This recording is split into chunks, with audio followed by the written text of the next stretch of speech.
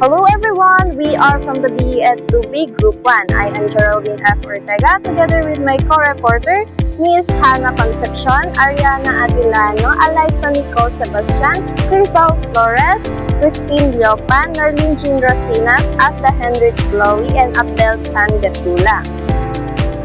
Today, we are going to discuss about the netiquette and the computer ethics. The netiquette and the computer ethics discuss about the ethical issues in the field of computer, may it be in online or practicing in professional. Are you ready? Since you are ready, let's get started. For our objectives, at the end of this discussion, I and my co-reporters will be able to discuss the importance of being a responsible netizen by following the rules of common courtesy, online and the informal rules of the road of cyberspace. Next, discuss the difference between privacy and security, and explain various ways to internet privacy. Today, we are going to discuss about the netiquette. Do you know what is netiquette? Netiquette is a simple stated, it's network etiquette, that is the etiquette of cyberspace, and etiquette means the form of required by a good breeding or prescribed by authority to be required in social or official life. In other words, netiquette is a set of rules for behaving properly online.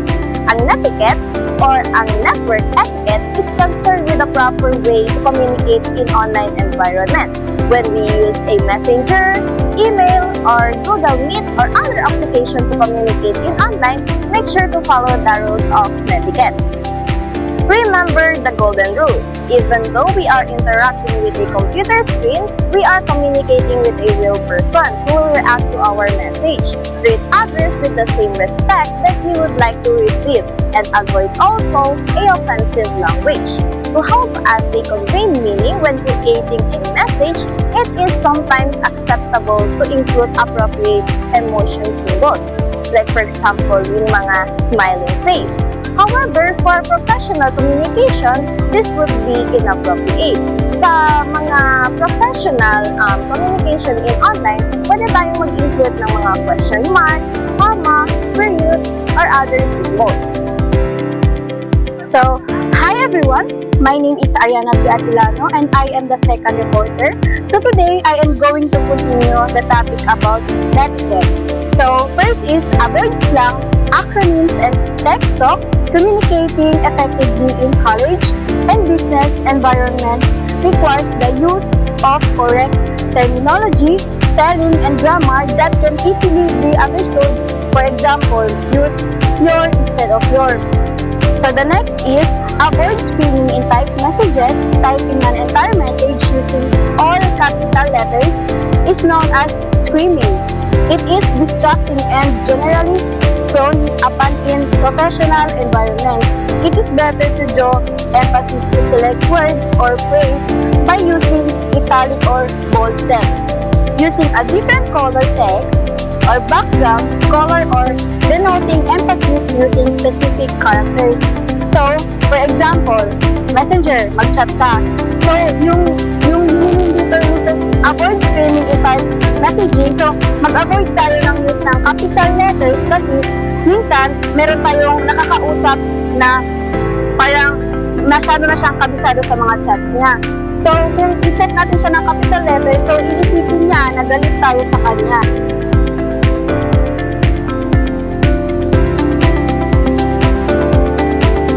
So, the third is proofread your messages before sending them. Proofreading your messages before you send them is a best practice for effective and efficient communication. Strive to make your communication concise and free of any spelling and grammar errors. When choosing terms of phrases that you could be misunderstood, the errors of vision such as missing content or receipt. The third is error in accuracy of information. So yung dito sa proofread our messages before sending them, so dito kailangan natin i-check kung tama ba yung sinet natin, kung may kulang ba tayo, check before. First is i-check natin yung spelling, yung grammar, kung may error ba. Kasi kung mag-check tayo minsan, meron yan mga tao na nagpo-confuse sa mga terms nila, paano ka mag-chat gamitin ang mga phrases. Minsan yung mga tao ma-misunderstood nila base sa chat mo. Kasi, for example, yung na-discuss ko kanina, yung sa avoid scamming, balik connected siya dyan kasi kung gagamitin natin siya ng all capital letter, so kasali pa rin siya na ma-misunderstood mo yung dyan sa provider messages kasi masasabi natin na ano kaya ito siya galit. So, andito pa rin siya connected pa rin siya dito sa provider messages before sending them. Kasi, nandito sa bullet niya is magiging confused yung mga tao. So, yun yung example ko for provider messages before sending them. So, the fourth is exercise good judgment when sharing information with others. So, online email and chat messages that you can send or receive are considered private and should not be forwarded or copied to others without gaining the consent of all involved participants. So, to protect your privacy and safety, do not share online sensitive personal information. So, ito na yun such as their home address or phone number, personal conversation, social plans such as vacation, financial information, username, passwords, or hints. So, dito is kailangan natin i-protect yung privacy natin para hindi malaman ng iba kasi posible na malolocate nila kung saan tayo, yung sa personal conversation, lalo na yung sa address or phone number. Minsan, magagamit nila ito saan tayo makita or ma-scam tayo.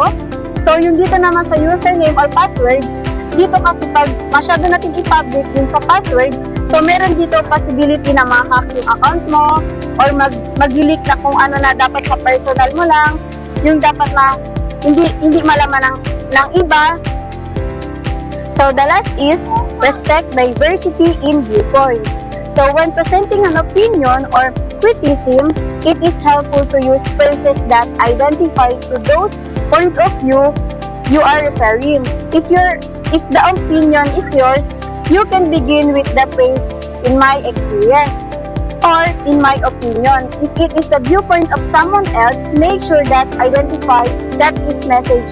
For example, kung kukuha tayo ng information sa Google, so hindi naman yung galing sa atin, so galing yun ng iba. So dapat isulat natin or sabihin natin na according to. For example, yung dito sa PPT namin, example is according to Eric Erickson.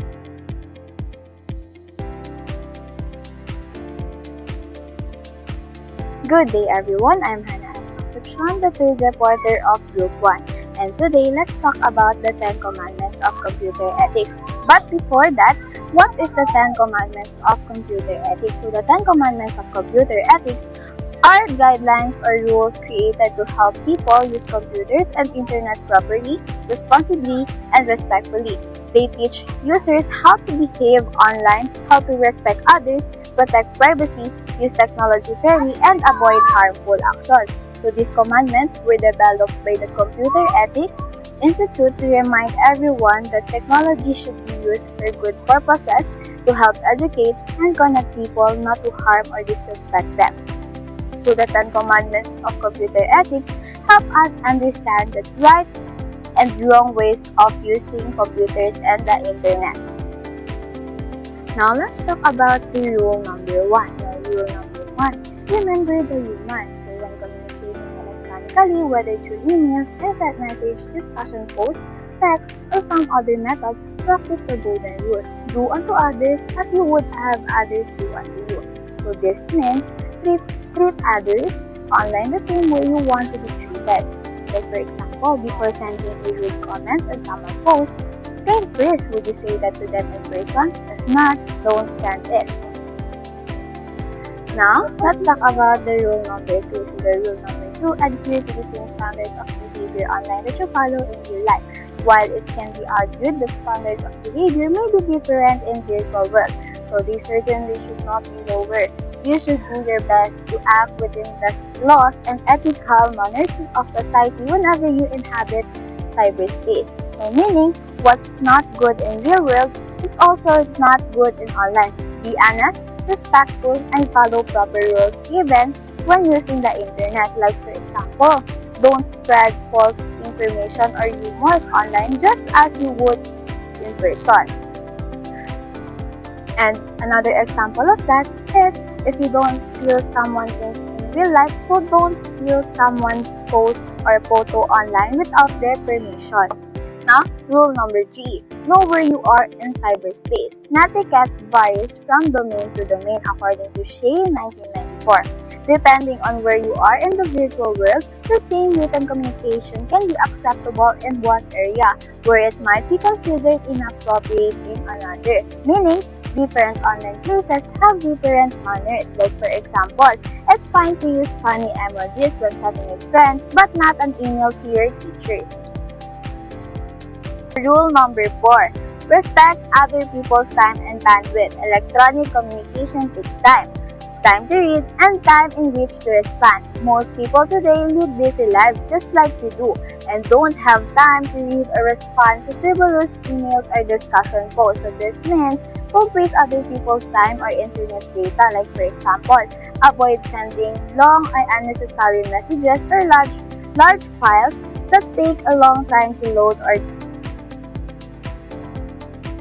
Rule number 5. Make yourself look good online. One of the best things about the virtual world is the lack of judgment associated with your physical appearance, sound of your voice, or the clothes you wear. Unless you post a video of yourself singing karaoke in a clown outfit, you will, however, be judged by the quality of your writing, so keep the following tips in mind.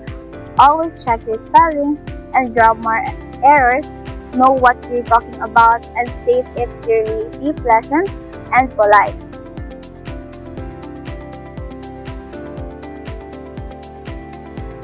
Rule number 6. Share expert knowledge. The internet offers its users many benefits. One is the ease in which information can be shared or accessed, and in fact, this information sharing capability is one of the reasons the internet was founded. So, in the spirit of the internet's founding fathers, they say, share what you know, and when you pose a question and receive intelligent answers, share the results with others. Are you an expert at something? Post resources and references about your subject matter so they can rely on your information. Recently expanded your knowledge about a subject that might be of interest to others, share that as well.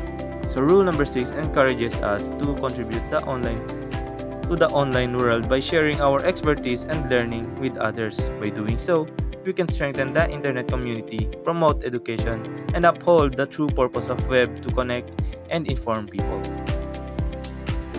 Rule number 7. Help keep flame wars under control. What is meant by flaming and flame wars?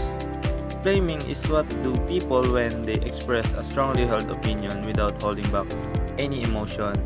By Shea 1994. As an example, think of the kinds of passionate comments you might read on sports blog. While flaming is not necessarily forbidden in virtual communication, flame wars when 2 or 3 people exchange angry posts between one another. It must be controlled or the camaraderie of the group would be compromised. Don't feed the flames. Extinguish them by guiding the discussion back to a more productive direction. So it reminds us to stay calm and respectful when communicating online. So flaming means expressing strong emotions or anger in our message, while flame wars happens when people argue back and forth aggressively. This can easily destroy the harmony of a group. So instead of adding fuel to the fire, we should cool things down by staying polite, avoiding insults, and guiding the conversation back to a positive and productive discussion. Rule number 8. Respect the other people's privacy. Depending on what you are reading in the virtual world, be it an online class discussion forum, Facebook pages, or an email, you may be exposed to some private or personal information that needs to be handled with care. Or perhaps someone is sharing some medical news about a loved one or discussing a situation at work. What do you think would happen if this information got in the wrong hands? Embarrassment, hurt feelings, loss of job. Just as you expect others to respect your privacy, so should you respect the privacy of the others. Be sure to err on the side of a caution when deciding to discuss or not to discuss virtual communication. So it says that This rule, we should handle other people's personal information with care when we're online.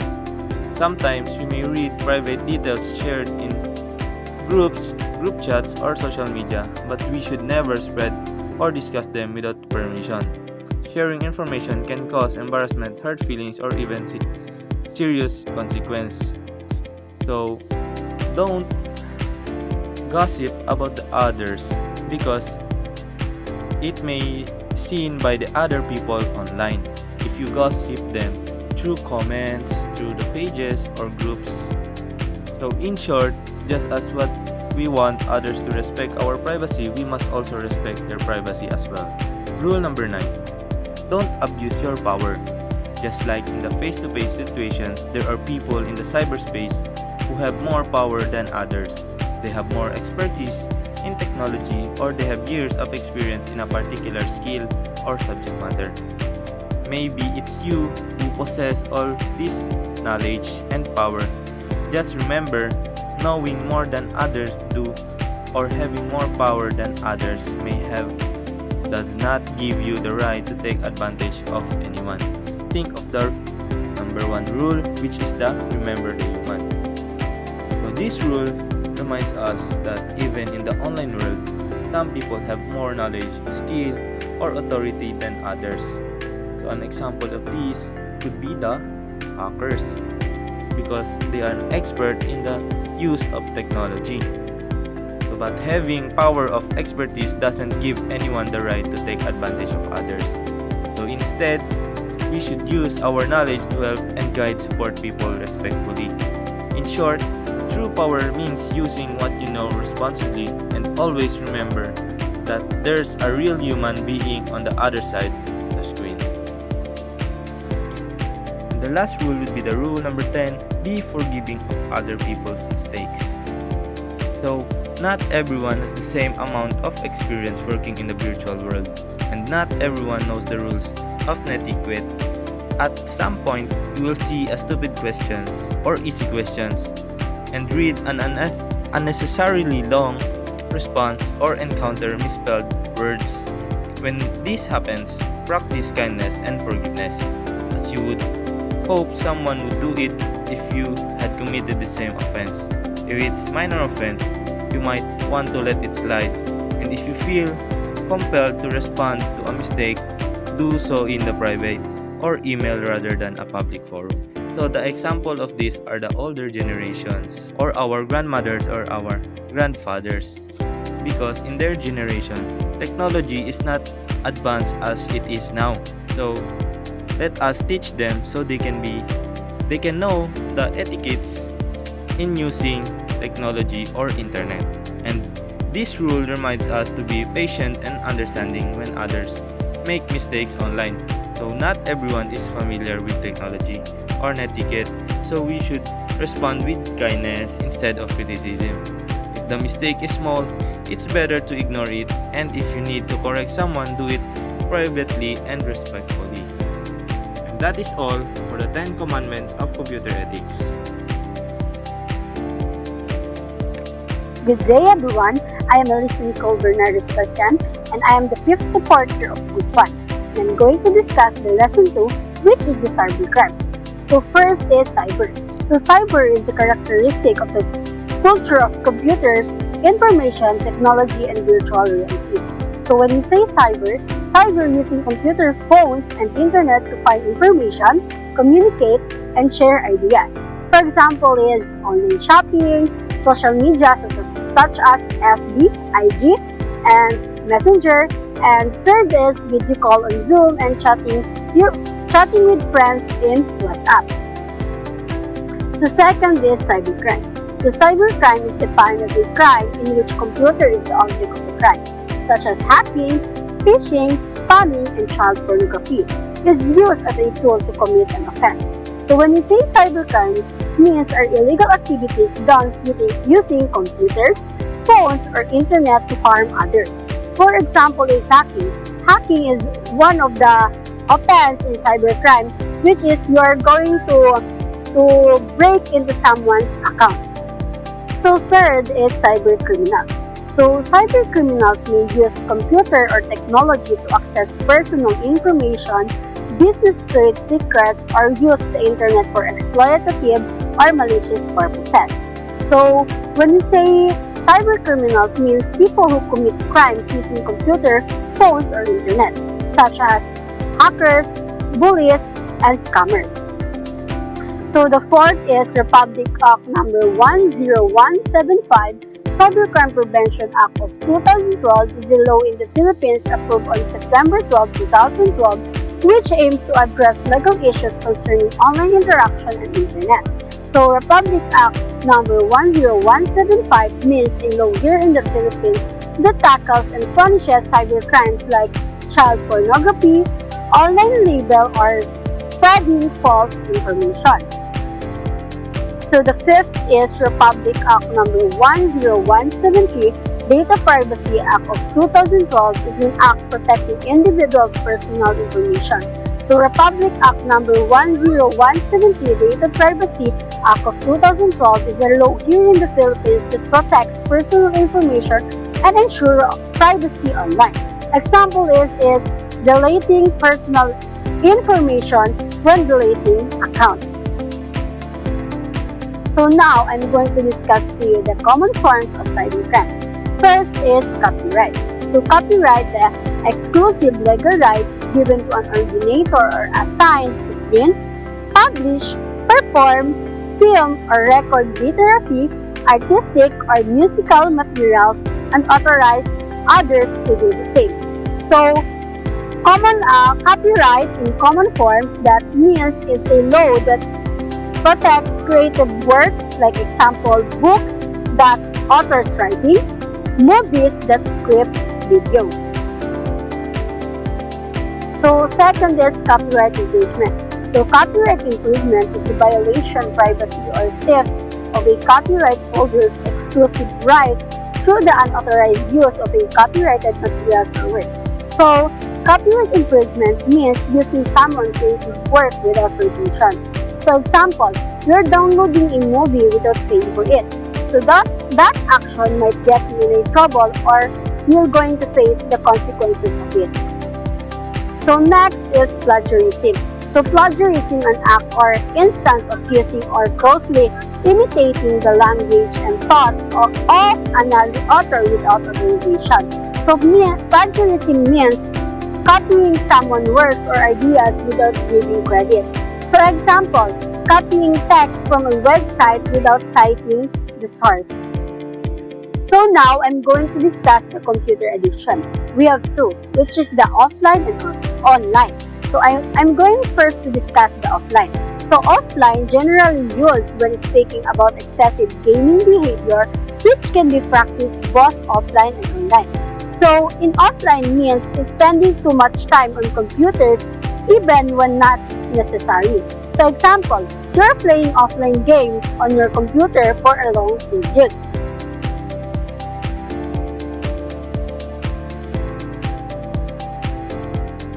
So next is online. Online, also known as internet addiction, gets more attention in general from scientific research than offline computers addiction.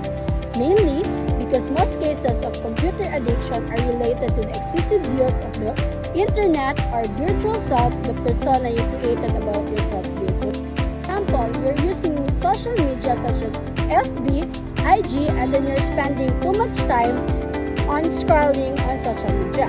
That is the example on addiction in online. Good day everyone, I'm Engineer Sinas. Now I'm going to continue discussing about the common forms of cybercrime. So first is phishing. So phishing is when someone tries to trick you into giving them their personal information like password or credit card numbers by pretending to be a trustworthy person or company. But they are trying to trick you, or they are trying to steal your information for bad purposes. So for example, if you receive an email that looks like from your bank asking you to click a link to update your account information due to a security issue, the emails look legitimate with the bank logo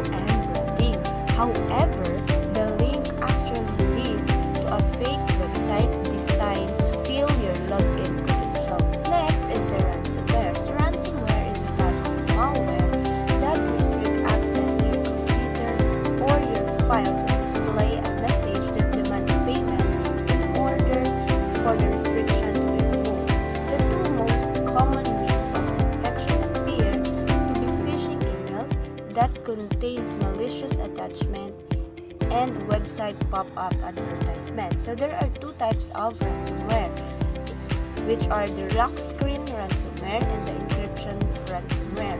So lock screen ransomware, it is display an image that prevents you from accessing your computer.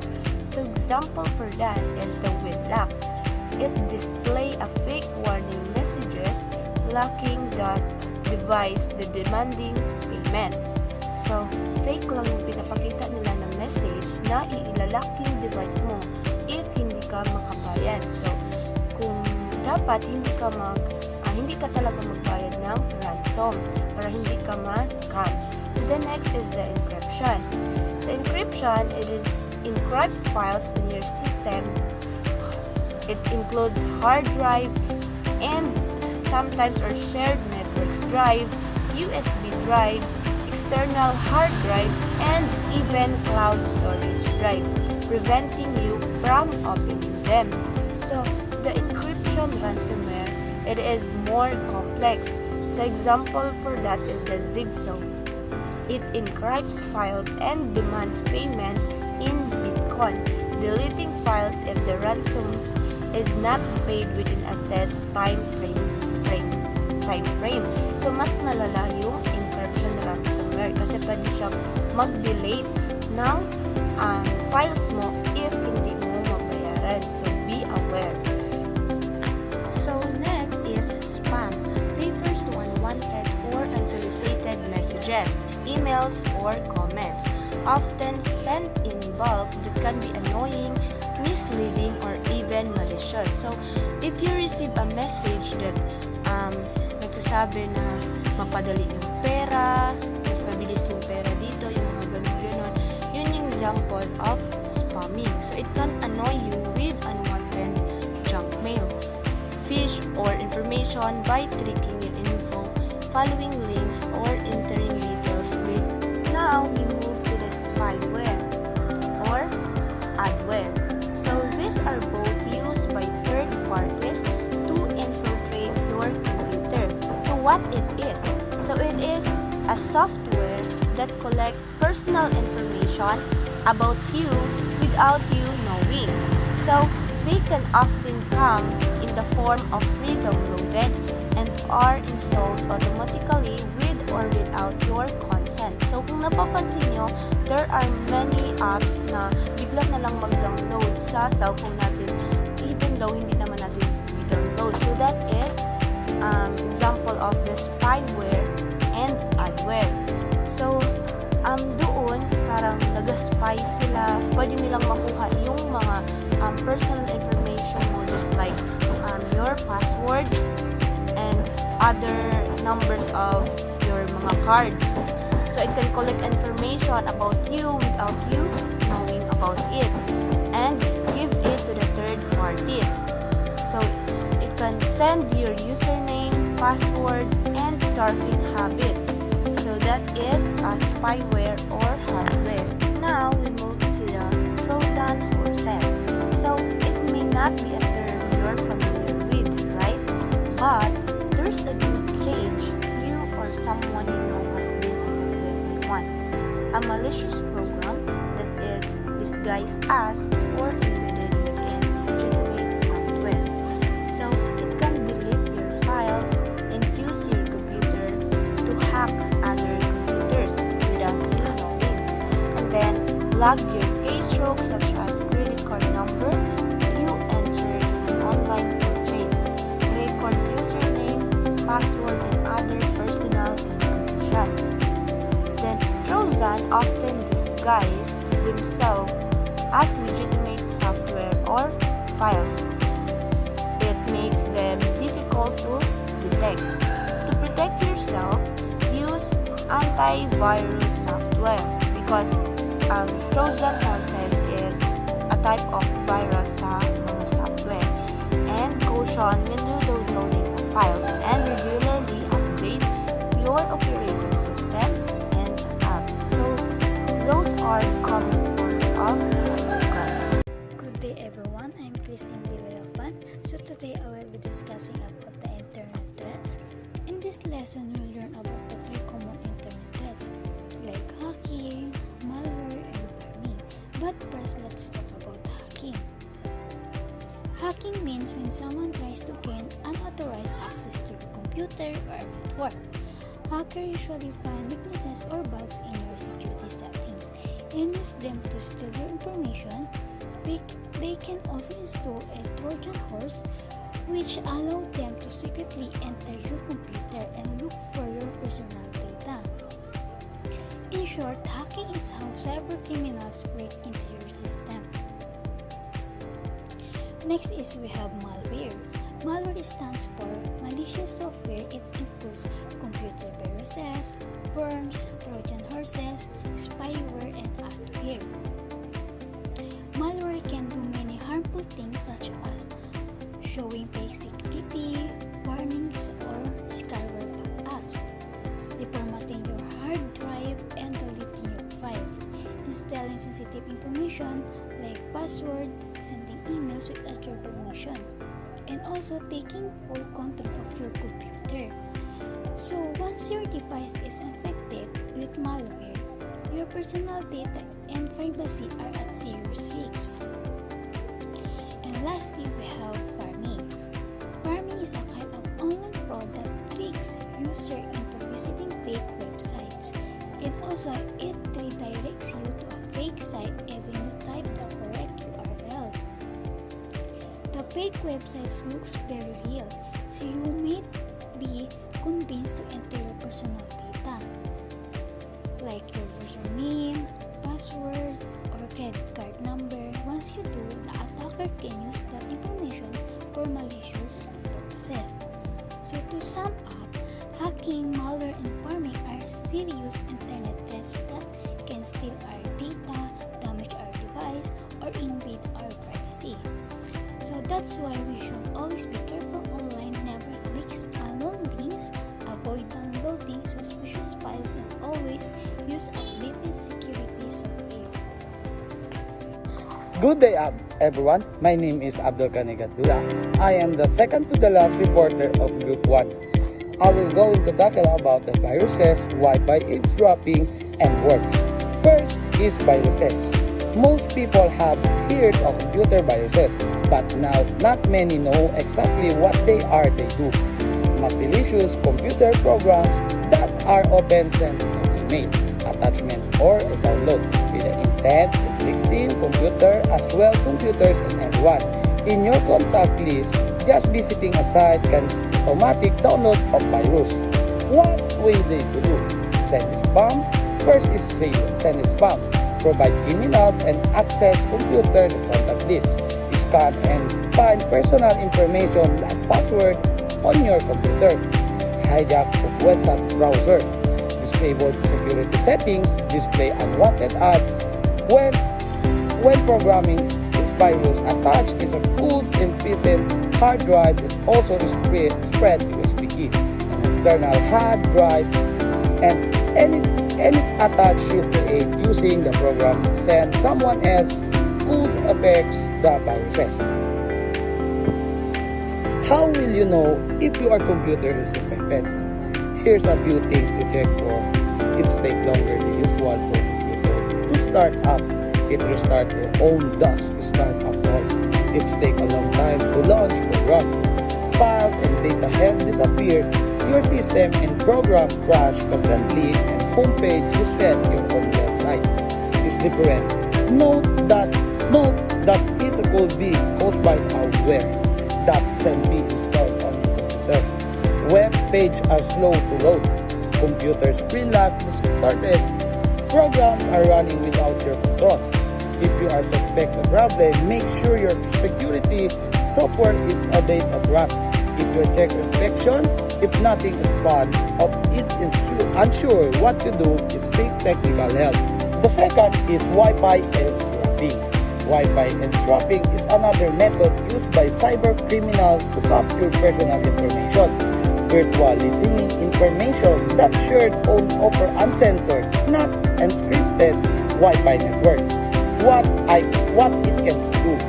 Potentially access your computer at right equipment, steal your personal information including logins and passwords. The last is worms. Worms are common threat to computers and internet as whole. A worm, unlike a virus, goes to onwards without attaching itself files of program. It alive your computer memory, doesn't damage an auto hard drive, and photography sending it to self-computer in a network whether with it.